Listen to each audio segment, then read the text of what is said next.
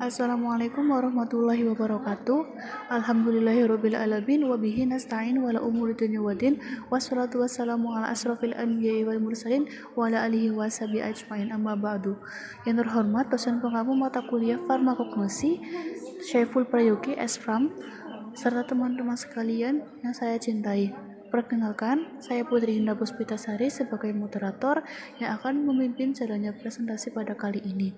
Tentunya saya tidak sendiri, saya ditemani oleh teman-teman saya dari kelompok 2 yang beranggotakan Dwiana Indriani, Fani Rahmayanti, Fasihatun Kiromah, Risna Warda Khairunisa, dan Mikfa Isatulian.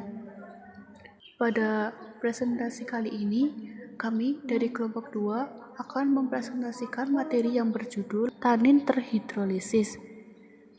Adapun topik pembahasan yang akan kita bahas pada presentasi kali ini.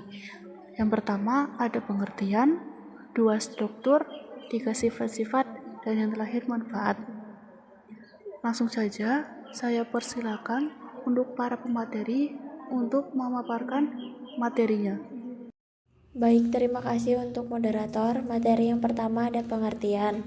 Di sini tanin adalah senyawa polifenol yang memiliki berat molekul cukup tinggi atau lebih dari 1000 dan dapat membentuk kompleks dengan protein. Tanin terdapat luas dalam tumbuhan pembuluh dan dalam Angiospermae terdapat khusus dalam jaringan kayu. Dalam tumbuhan, letak tanin terpisah dari protein dan enzim sitoplasma. Bila jaringan tumbuhan rusak, maka dapat terjadi reaksi penyamakan.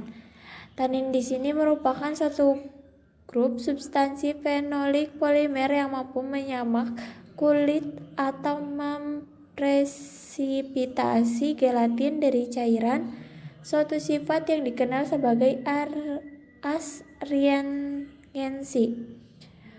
Tanin ditemukan hampir pada setiap bagian tanaman, kulit kayu, daun, buah, dan akar. Selanjutnya saya alihkan kepada materi selanjutnya. Baik, selanjutnya yaitu struktur tanin. Tanin memiliki peranan biologis yang kompleks dikarenakan sifat tanin yang sangat kompleks mulai dari pengendap protein hingga penghelat logam. Maka dari itu, efek yang disebabkan tanin tidak dapat diprediksi. Berdasarkan strukturnya, tanin diklasifikasikan menjadi 2 kelas, yaitu tanin terhidrolisis dan tanin terkondensasi. Selanjutnya yang akan kami bahas yaitu tanin terhidrolisis.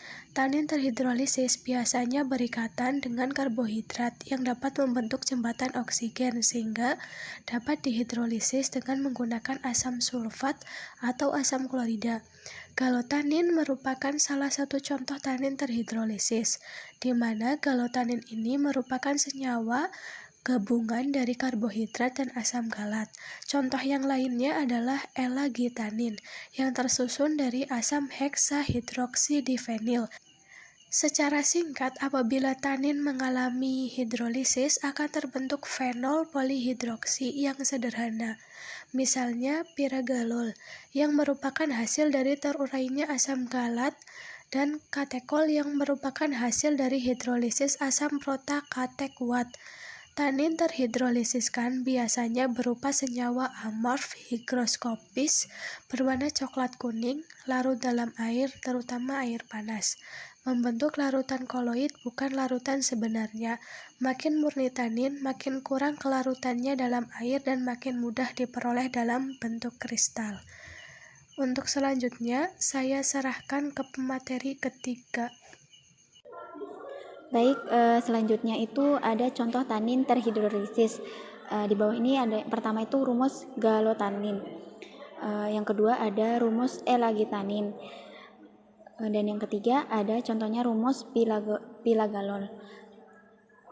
Selanjutnya yaitu sifat-sifat. Sifat-sifat tanin ini yaitu untuk membedakan tanin dengan senyawa metabolit sekunder lainnya. Dapat dilihat dari sifat-sifat dari tanin itu sendiri. Sifat-sifat tanin antara lain yang pertama itu sifat fisika, di mana sifat fisika dari tanin adalah sebagai berikut. Yang pertama, apabila dilarutkan ke dalam air, tanin akan membentuk koloid dan akan memiliki rasa asam dan sepat.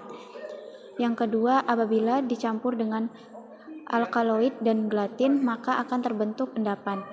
Yang ketiga, tanin tidak dapat mengkristal. Dan yang terakhir, tanin dapat mengendapkan protein dari larutannya dan bersenyawa dengan protein tersebut sehingga tidak dipengaruhi oleh enzim-enzim proteotik. Selanjutnya akan dijelaskan oleh pemateri selanjutnya. Terima kasih.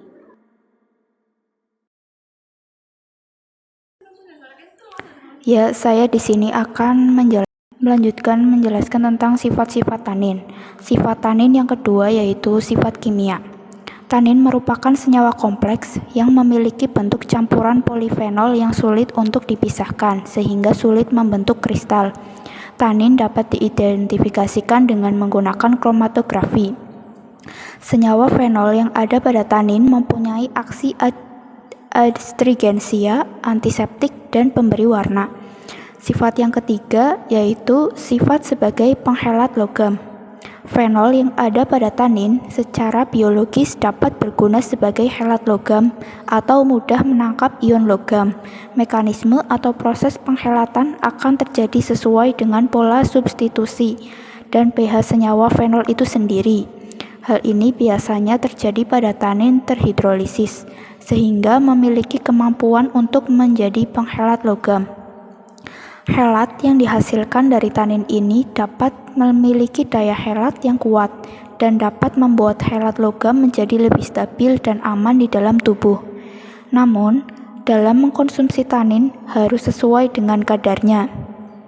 Karena apabila terlalu sedikit atau kadarnya rendah tidak akan memberikan efek. Namun apabila mengkonsumsi terlalu banyak atau kadar tinggi dapat mengakibatkan anemia. Karena zat besi yang ada dalam darah akan dihelat oleh senyawa tanin tersebut. Sekian dari saya lanjutkan. Selanjutnya akan dibacakan pemateri selanjutnya. Materi selanjutnya yaitu ada manfaat tanin. Yang pertama dapat mengendapkan protein sehingga digunakan sebagai antiseptik. Yang kedua ada sebagai reagen pendeteksi gelatin, alkaloid, dan protein. Yang ketiga sebagai antidotum atau keracunan alkaloid. Yang keempat sebagai penyamak kulit dan pengawet. Yang kelima itu ada sebagai anti hama untuk mencegah serangga dan fungi pada tanaman. Yang keenam ada sebagai astringensia pada gai dan kulit. Yang ketujuh yaitu ada sebagai pelindung tanaman ketika masa pertumbuhan dari bagian tertentu tanaman, misalnya pada bagian buah saat masih muda akan terasa pahit dan sepat. Yang kedelapan itu ada untuk proses metabolisme dari beberapa bagian tanaman.